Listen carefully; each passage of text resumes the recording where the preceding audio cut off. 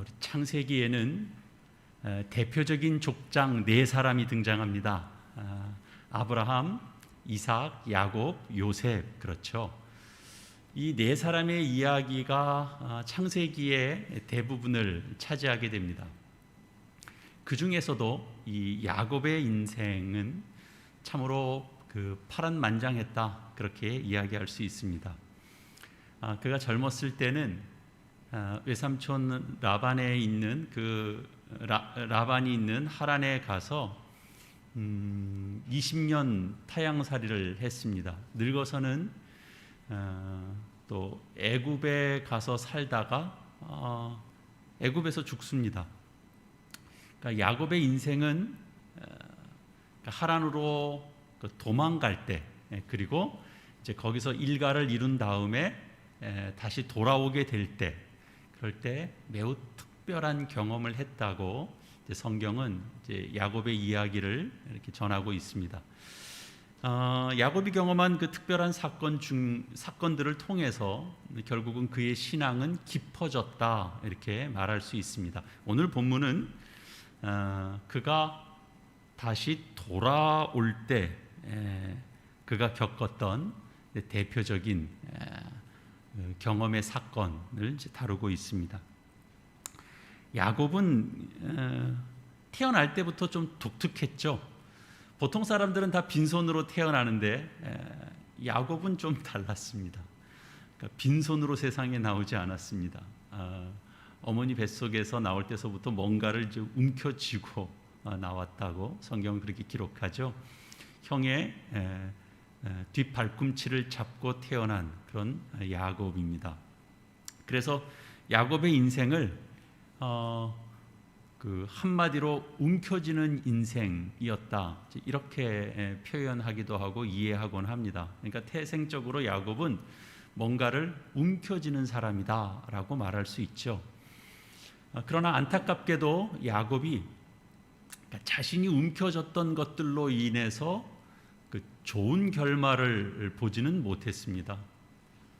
형 에서의 발꿈치를 붙잡고 태어났지만, 그러나 형과 좋은 관계를 유지했던 건 아닙니다. 형과 또 아버지 이삭을 속여서 그 장자의 축복을 그가 움켜줬지만 그는 결국 생명의 위협을 받으면서 도망가는 신세가 됐습니다. 그리고 하란으로 가서는 거기서 외삼촌 라반의 집에 들어가서는 그의 딸 라헬을 보고 그의 아리따운 용모를 보고 라헬을 붙잡았지만 그 대가도 상당히 치렀습니다. 자매 사이였던 레아 또 라헬, 이렇게 두 아내를 얻게 됐죠.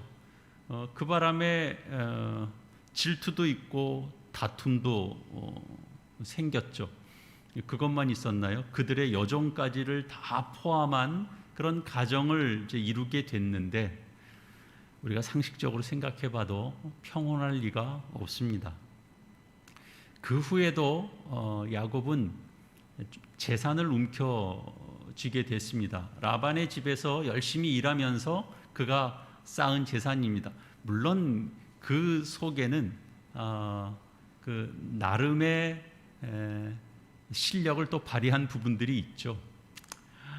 그래서 그 라반의 아들들과 불화가 생깁니다. 그래서 더 이상은 그 땅에서 함께 어울려 살 수 없는 그런 이제 정황이 됐죠. 그래서 어려운 형편에 처하게 됐기 때문에 결국은 그 집도 떠날 수밖에 없게 됩니다. 정확하게 말하면 이제 도망하게 됩니다. 중간에 이제 외삼촌 라반이 쫓아오죠. 그래서 이제 한판 싸움이 벌어질 상황이 됐습니다만, 그러나 하나님께서 특별하게 개입해 주셔서 싸움은 면하게 됩니다. 그리고 이제 외삼촌한테 이제 큰 소리 치고, 그리고 이제 고향으로 돌아오게 됩니다. 야곱은 붙잡고 움켜쥐는 것마다 사실은 좋은 결과를 내지는 못했다라고 할 수 있습니다. 그 이유는 그 야곱이 가지고 있는 그 삶의 방식 때문에 그런 거죠. 야곱은 그의 이름이 뜻하는 것처럼 속이는 자였습니다. 자신은 그 원하는 것이 있을 때마다 그 원하는 것을 얻기 위해서, 그 바라는 것을 움켜쥐기 위해서 누군가를 속이는 일을 그는 서슴지 않았습니다. 그러나 그 움켜쥐며 산 야곱의 인생이 결코 넉넉하거나 만족하거나 행복하지 못했습니다. 순간순간 움켜잡으면서 살았지만 그는 오히려 쫓기는 인생을 살았고 늘 불안했습니다. 잡은 것이 무의미해지기도 하고, 그리고 또 붙잡은 것 때문에 더 복잡한 일에 얽히기도 하고 그랬습니다. 그래서 그것이 이제 불안해지니까 불안해서 도망하는 신세가 되고, 또 불안해서 고향으로 또 찾아오는 그런 상황이 됩니다. 그런데 이제 문제는 뭐냐? 이제 돌아오게 되는 그 정든 고향에 오면 그러면 모든 문제가 다 해결되느냐? 그게 아니라 고향으로 돌아오면 이제 정말 더 두려운 존재, 자신의 형이 그 복수의 칼을 갈고 있는 그런 이제 어떤 상황 속에 직면하게 됩니다. 야곱이 처한 상황이 이렇게 이제 묘사가 되는데요. 오늘 본문 이제 32장의 앞선 그 7절에 보면 딱 이렇게 표현되고 있습니다. 야곱이 심히 두렵고 답답했다라고 되어 있죠. 그래서 자기와 함께한 동행자와 양과 소와 낙타를 두 떼로 나눴습니다. 지금 야곱이 고향으로 돌아가는 길에 그가 지금 겪고 있는 심정 그대로입니다. 두렵습니다. 그리고 매우 답답합니다. 하나님은 어느 한 사람을 하나님의 사람으로 만들어 가실 때, 그리고 만들고자 작정하실 때 하나님이 환경을 사용하시죠. 특히나 좀 걱정이 되기도 하고 답답하기도 하고 두려움이 느껴지기도 하는 그런 환경을 조성하실 때가 있습니다. 그때가 결국은 하나님의 뜻을 잘 분별해야 되는 중요한 때가 됩니다. 하나님의 의도는 매우 분명합니다. 이런 마음의 답답함과 두려움을 느낄 때 결국은 하나님께 집중하라는 겁니다. 하나님께 집중하게 하기 위해서 하나님은 한 사람의 어떤 주변을 끊어내기도 하고 통제하기도 하고 어느 상황으로 몰아넣기도 합니다. 두렵고 떨리는 순간에도 야곱은 여전히 그의 삶의 방식을 그대로 따라가죠. 머리를 쓰죠. 잔머리를 굴리죠. 그래서 두 때로 나누고 하는 모든 과정들이 뭐냐 하면 결국은 플랜 A, 혹시 이게 잘못되면 플랜 B, 이런 거를 다 본인이 갖고 있는 겁니다. 그렇게 대처해 보려고 하는 겁니다. 결국 이제 하나님께서 몰아가시는 그런 결과대로 그가 되죠. 어떻게 되냐면 22절, 오늘 본문 이제 읽은 내용입니다. 밤에 일어나 두 아내와 두 여종과 11아들을 인도하여 야복 나루를 건널세 그들을 인도하여 시내를 건너가게 하며 그의 소유도 건너가게 하고 야곱은 홀로 남았더니, 이렇게 되어 있습니다. 이제 여기가 이제 중요한 표현이 등장합니다. 홀로 남았다라는 거죠. 이 하나님을 경험하는 이 특별한 경험의 출발점은 언제나 그 홀로 남았다라는 사실에서부터 시작됩니다. 야곱이 홀로 남았다라고 하는 것은 결국은 그 다른 것들에서부터 분리된 상태를 말하죠. 물론 이 순간에도 야곱은 다 놓을 수 없어서 다 놓아지는 것이 또 불안하고 떨리고, 그래서 어떻게 하면 이 상황을 모면할 수 있을지 대책을 세우고 고심하는 그런 속에서 본인 스스로 남는 그 홀로 남음이었습니다. 그러나 하나님은 그 순간을 포착합니다. 하나님은 야곱을 결국은 이 모든 것들 속에서 분리시키시고 그리고 야곱과 결판을 내시기로 작정하시는 겁니다.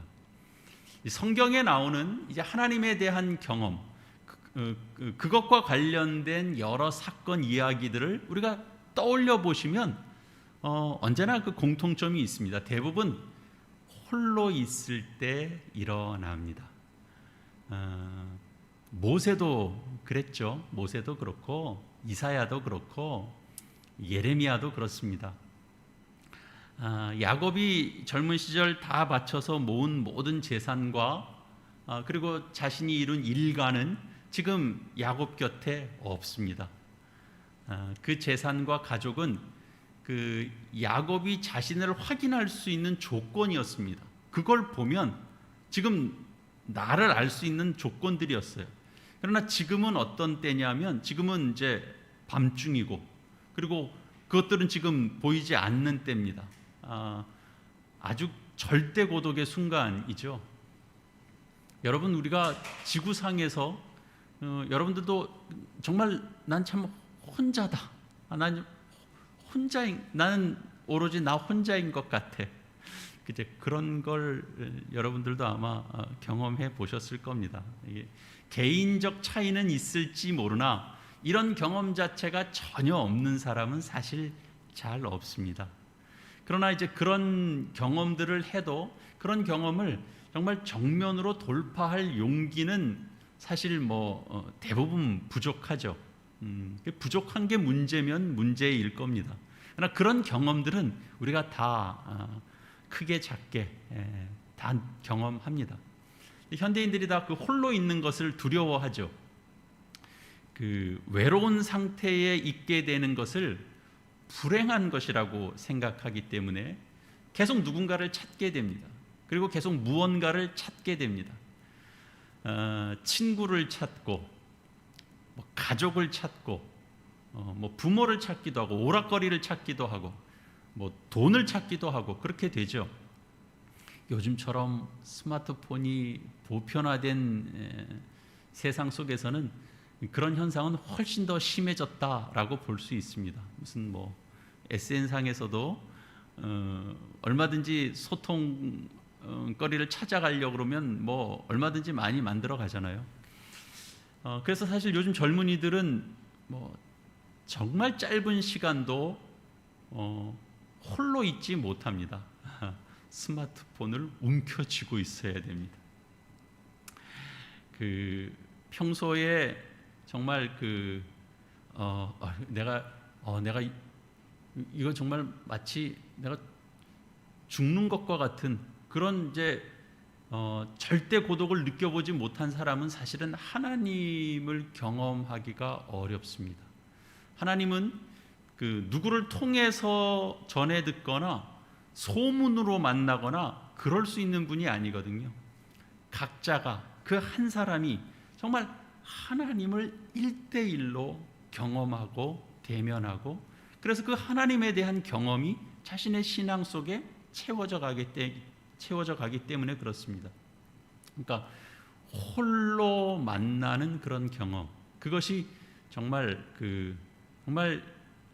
생명의 신비죠. 신앙의 신비죠. 이런 말을 하면 누군가에게는 이건 너무 고상한 얘기처럼 들릴 수 있을 겁니다. 분주하게 살아가는 세상에서 그냥 공허한 얘기처럼 들릴 수도 있습니다. 사람들이 다 원하거나 원치 않거나 다 쫓기며 살고 있죠. 지금 다 시간이 늘 다 없죠. 지금 당장 다 내려놓고 그 홀로의 시간을 위해서 그렇다고 하나님과 정말 생명의 시간을 만나기 위하여 다 내려놓고 무슨 혼자만의 시간, 그 시간을 확보하기 위해서 기도원에 들어가거나 수도원에 들어가서 그렇게 살 수도 없습니다. 요즘처럼 코로나 바이러스 때문에 우리 생존 자체가 위태로움을 겪고 있는데 그리고 또 주기적으로 보면 세상에 이런저런 문제들이 자꾸 우리를 혼란스럽게 만들죠. 집값이 자꾸 올라간다 그렇죠. 점점 어려운 부분들이 많죠. 이 야곱처럼 홀로 남아서 정말 절대 그 고독의 시간 속으로 들어간다라고 하는 것은 그것은 배부른 소리처럼 들립니다. 여러분의 형편이 다 제각각이기 때문에 그러면 어떻게 할 수 있는가?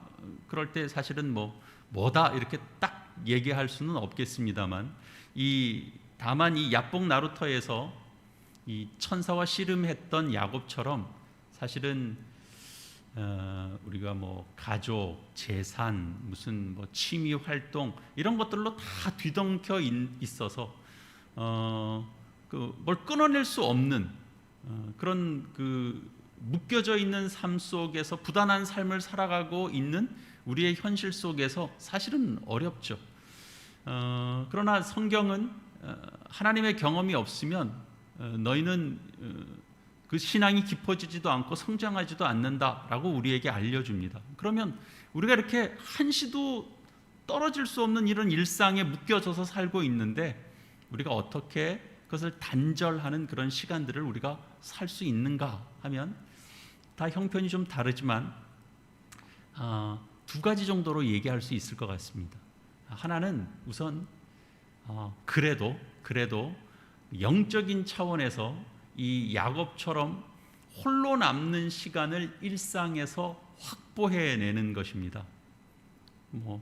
시간을 확보해서 기도하고 시간을 확보해서 말씀 읽고 그리고 경건서적을 읽을 수도 있고요.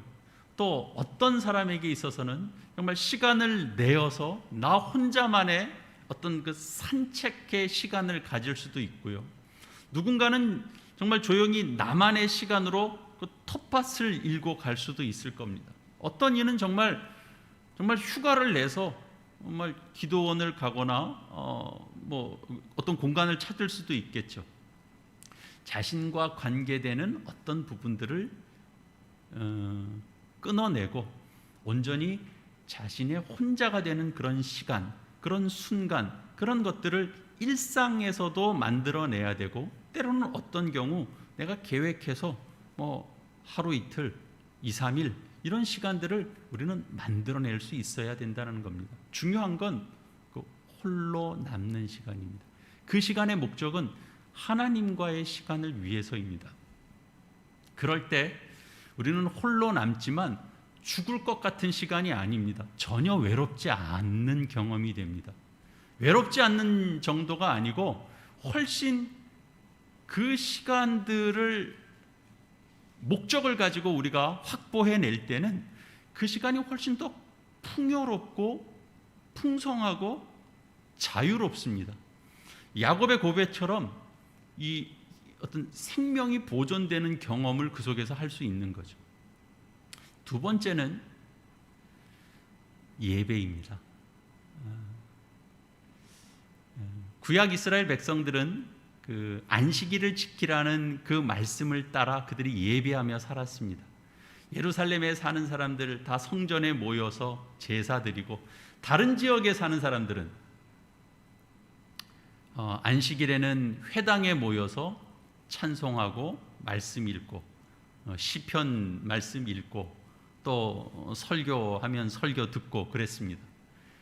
그리고 초대교회 당시의 교인들은 그 유대인들이 가지고 있는 그 안식일 전통이라든지 회당의 어떤 전통과는 좀 다른 방식으로 그 예배를 이어갔습니다.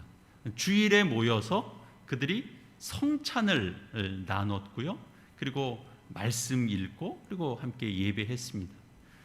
이 예배의 핵심은 결국은 하나님께 영광을 돌리는 일입니다. 하나님께서 온 우주 만물을 창조하셨고 또 구원자 예수 그리스도를 죽은 자 가운데서 살리셨고 그리고 세상 마지막 날에 그 뜻을 다 이루시는 세상 생명을 다 완성하신다는 그런 약속을 찬양하는 겁니다. 과거의 일도 찬양하고 현재에 되어지는 일도 감사하고 미래에 되어질 일을 향하여 우리가 찬송을 올려드리는 겁니다. 우리는 하나님의 그 구원의 능력, 창조의 능력, 그 회복의 능력을 예배를 통하여 우리가 찬양하는 겁니다. 그 속에서 하나님의 영광이라는 것이 과거에도 있었고 현재에도 있고 미래에도 있을 것이다. 결국은 하나님의 영광이 세상에 가득하다라는 것을 보는 자들이 함께 찬양하는 거죠. 그래서 예배에 있어서 가장 중요한 것은 결국 뭐냐?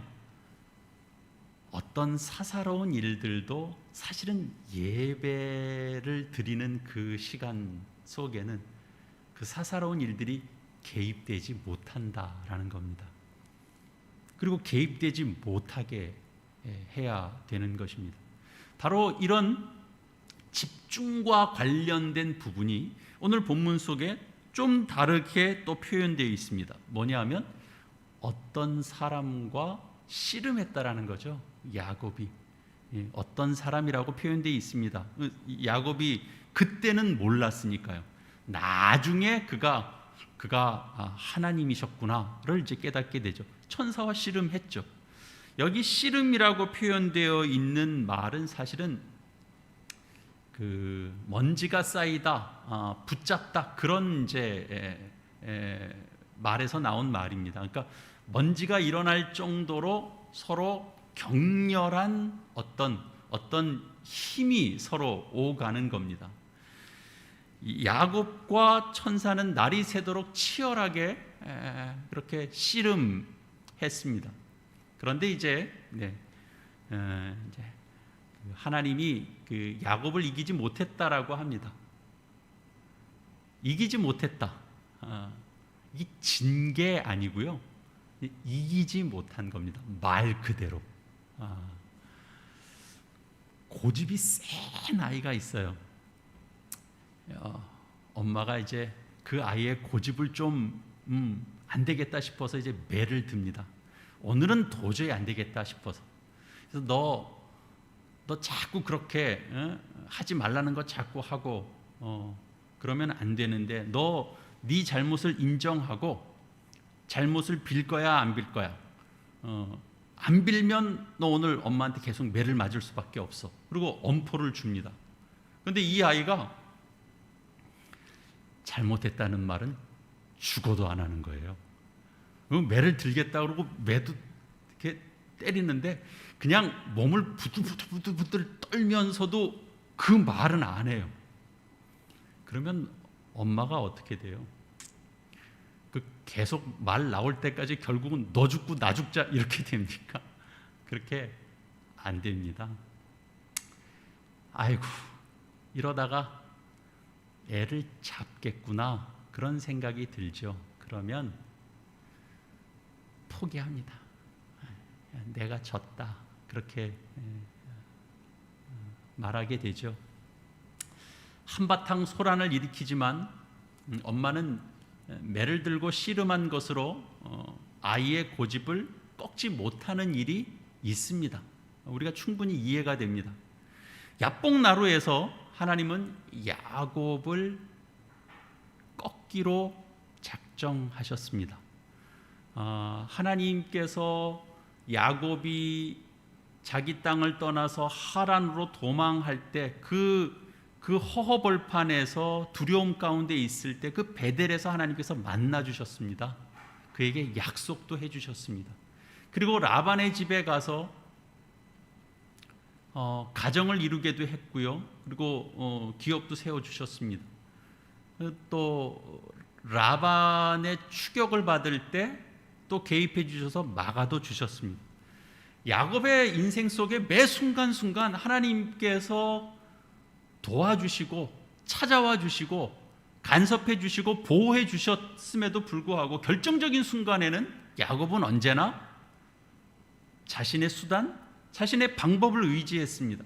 움켜쥐는 그 습관을 야곱은 버리지 못하는 겁니다. 하나님은 야곱을 이스라엘로 바꿔서 그렇게 그의 인생을 들어서 또 사용하고 싶으신데 야곱은 여전히 자기를 내려놓지 않습니다. 자기 자신을 더 드러내려고 합니다. 그래서 날이 새도록 야곱의 고집을 꺾으려 했지만 야곱이 끝까지 고집을 굽히지 않자 하나님은 야곱의 고집을 이기지 못하셨습니다. 그리고 다만 환도뼈를 만지셨죠. 그 허벅다리 관절을 만지셨습니다.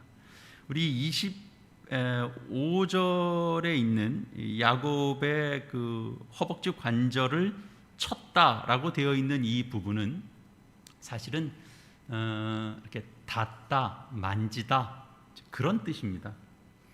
하나님이 야곱을 뭐 이렇게 정말 강한 무엇으로 때린 것이 아니라 하나님이 만지시기만 하신 겁니다. 하나님이 살짝 만지시기만 해도 우리의 몸은 무너집니다. 관절이 어긋나서 도망가기도 힘들게 되죠. 그때서야 이제 야곱이 축복해달라고 붙잡기 시작합니다. 무슨 의미죠? 결국 자신의 힘이 꺾여야 자신이 그 힘의 발판으로 삼는 어떤 것이 꺾여야 결국 고집이 꺾이는 겁니다. 하나님께서 힘이 없으셔서 우리의 삶을 그냥 그대로 놔두고 계시는 것이 아닙니다. 사실은 하나님이 살짝만 건드시기만 하셔도 우리의 고집은 사실 꺾입니다. 사람은 자기 힘으로 해결할 수 없는 일을 만나면 결국은 집중하게 됩니다. 저절로 집중하게 되고 자신의 힘 밖에 있는 어떤 문제를 만나면 하나님을 찾게 되고 하나님께 집중하게 되고 하나님께서 우리를 향하여 이미 약속해 주신 그 말씀이 있다라는 걸 떠올리고 그리고 그 약속의 말씀을 붙잡고 기도하게 됩니다. 그럴 때 그 기도가 힘을 가지게 되죠. 그래서 하나님의 목적과 의도에 자기도 모르게 인도함을 받게 되는 것, 그것이 바로 야곱의 생애입니다.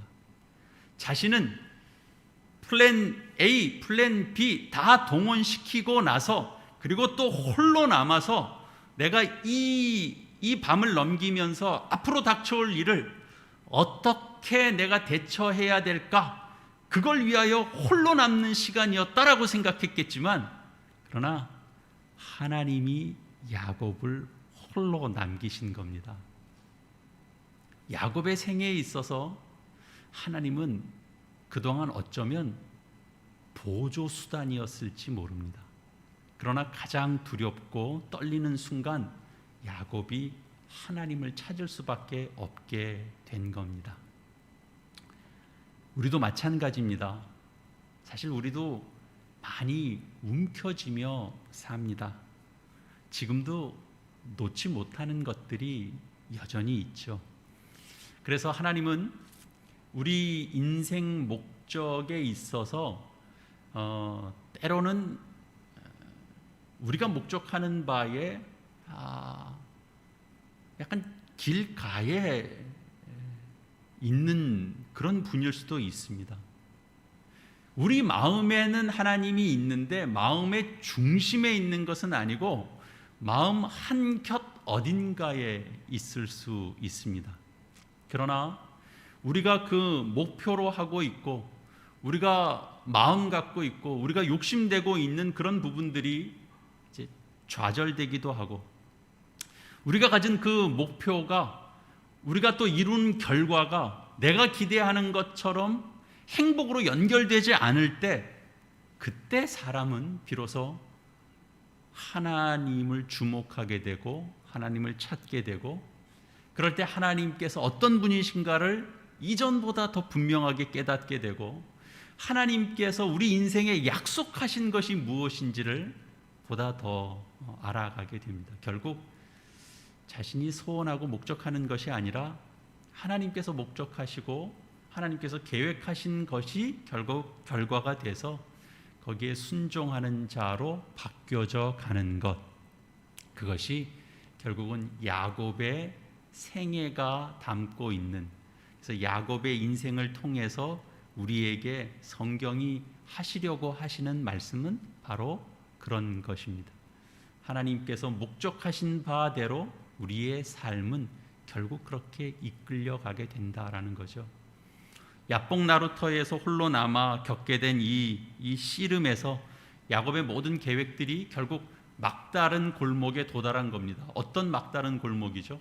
야곱이 소원하고 목적하는 그런 것과 하나님께서 목적하시고 이루시는 내용이 서로 딱 하나가 되면 뭐 좋겠습니다만, 서로 다른 것이라면 그건 서로 충돌할 수밖에 없죠. 그래서 막다른 위기에 봉착하게 됩니다.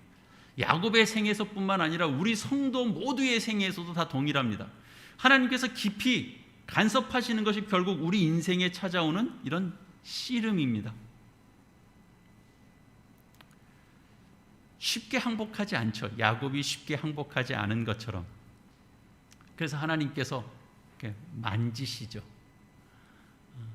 그리고 항복하게 하고, 하나님에 대한 경험을 갖게 하고, 이전보다 더 깊은 하나님을 그 마음의 중심에 두는, 그리고 그 신앙으로 또 이어지는 삶을 살아가게 하는 그런 과정으로 인도하게 되는 것입니다. 우리 신자의 인생을 보면 신앙을 가지고 살아가기 때문에 믿지 않는 사람들보다는 어쨌든 우리가 신앙 고백을 갖고 있고, 그리고 말씀의 터 위에서 기도하면서 살기 때문에 그래도 세상 사람들보다는 좀 낮게 살고 있다라고 우리가 생각합니다. 그렇다라고 해서 신자의 인생이 믿지 않는 사람들보다 더 형통하거나 더 성공하거나 더 잘 풀리기만 하는 것은 아닙니다. 그래서 우리가 당황스럽죠. 그래서 신자에게 있어서 가장 큰 그 병이 들 수 있는 것 중에 가장 대표적인 게 뭐냐면 체념하는 일입니다. 크게 달라지는 게 뭐 없네, 그런 생각이 들고, 그런 환경이 되면 실망하게 되고, 그래서 애써 쌓아온 일이 또 너무 쉽게 변하는 환경을 보면서 또 체험하게 되고, 변하지 않는 것을 보면서도 체념하고, 너무 쉽게 변하는 것을 보면서도 체념하고, 그러니까 이제 결국은 그냥 뭐가 달라져야 된다고 너무 애쓸 필요도 없고, 너무 쉽게 바뀐다고 뭐 통탄해할 필요도 없고, 그냥 이대로 적당히 살다가 죽으면 그 천국은 가게 되겠지 뭐, 그렇게 생각할 수 있죠. 하나님 약속을 믿고 예수 그리스도를 구원자로 믿는 자에게는 영생이 허락되어 있는 그 말씀은 변하지 않겠지. 그래서 그거 하나 붙잡게 되는 거죠. 그러나 우리가 오늘 이런 말씀을 통해서 받는 위로는 너무나 분명합니다. 하나님께서 야곱의 인생의 그 생애에 계속 이렇게 개입하셔서 무엇을 하시느냐 하면, 자기 뜻대로 살고, 자기 방식대로 살고, 자기 욕심대로 살아가려고 하는 것을 하나님께서 자꾸 막으시는 겁니다. 움켜잡으려고 했고, 그렇게 이기심을 부렸던 것들이 얼마나 헛된 것들인지, 그것이 그렇게 가치 있는 것들이 아니다라고 하는 것들에 대해서 눈뜨게 해주시죠. 그래서 야곱이 계속 그 길로 가려고 했던 그 길을 이제 하나님께서 완전히 이제 꺾으셔서, 좌절시키셔서, 야곱으로 하여금 너의 인생은 하나님을 의지하며 사는 길 밖에는 없다라는 것을 가르쳐 줍니다. 그렇게 해서 하나님을 찾고, 하나님을 더 깊이 의존하고, 또 하나님께서 내 인생에 찾아오신 그 기억을 갖고 어려운 삶을 만나더라도 또 하나님의 존재가 함께 하신다라는 것을 그 속에 인식시키게 하는 거죠. 그러기 위해서 하나님께서 계속 개입하시는 겁니다. 어느 날 저희 이제 하연이가 갑자기 이런 말을 하더라고요. 엄마의 잔소리가 없었으면 어떻게 살고 있었을까? 그런 생각이 든답니다. 그래서 엄마의 잔소리에 그 짜증으로 일관하는 게 아니라 말을 하더라도 이제 그런 표현을 할 수 있는 만큼 좀 컸구나, 이제 그런 생각이 이제 들었어요. 하연이가 그 옛날부터 그 뭐 짜증을 안 내거나 그랬던 아이는 전혀 아닙니다. 원래 그 하연이가 어렸을 때 유명한 그 별명이 있어요. 이렇게 인상을, 이렇게 눈썹이 늘 이렇게 딱 이렇게 인상이 늘 쓰여 있었습니다. 어렸을 적부터.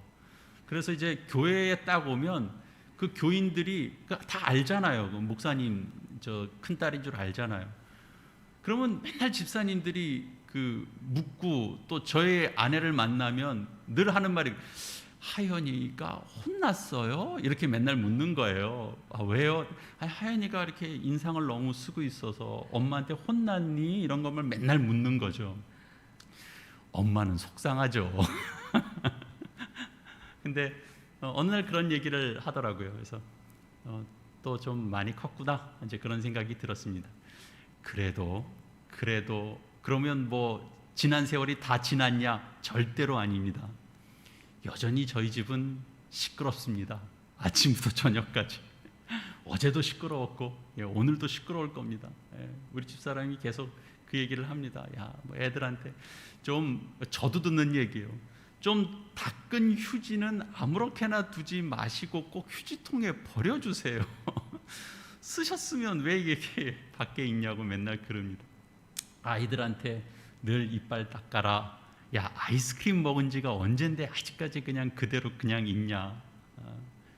수건은 좀 적당히 꺼내서 써라. 저녁 되면 수건이 도대체 몇 장이 나와 있는 거냐. 그죠?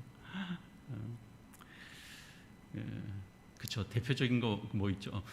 손톱깎이는 좀 쓰고 나면 제발 제자리에다 갖다 둬라. 찾을 때마다 찾는다. 근데 그 얘기는 뭐 어제도 하고 오늘도 하고 또 할 거예요. 손님한테는 이렇게 안 하겠죠. 손님한테는 이런 잔소리를 안 합니다. 왜 하는 거예요? 자기 자식이니까 잔소리를 하는 거예요. 그냥 놔둘 수가 없는 거죠. 하나도 엇나가는 것을 그냥 놔두지 않는 겁니다. 모든 간섭이 결국은 무엇을 목적합니까? 그래서 삶을 성실하게 살아야 된다, 계획성 있게 살아야 된다, 이런 것들을 다 합쳐서 너희가 이런 것에서부터 훈련받아서 성실하게 삶을 살아가서 훌륭한 사람이 되어야 된다, 그런 내용이죠. 사람은 결국은 무엇으로 훌륭해지나요? 결국은 누군가가, 부모가 자녀와 계속 씨름하기 때문에, 누군가가, 선생님이 그 사람과 씨름하기 때문에, 그 과정이 있기 때문에 결국은 사람이 배웁니다. 훌륭해집니다. 하나님께서 우리 삶에 걸어오시는 씨름, 그건 보다 더 근원적인 겁니다.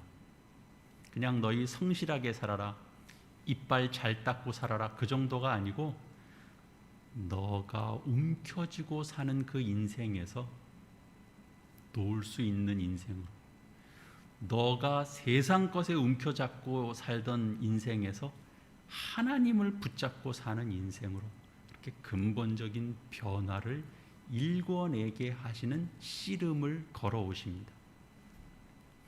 오늘 본문 말씀의 마지막 부분에 보면 좀 특이한 표현과 내용이 등장하죠.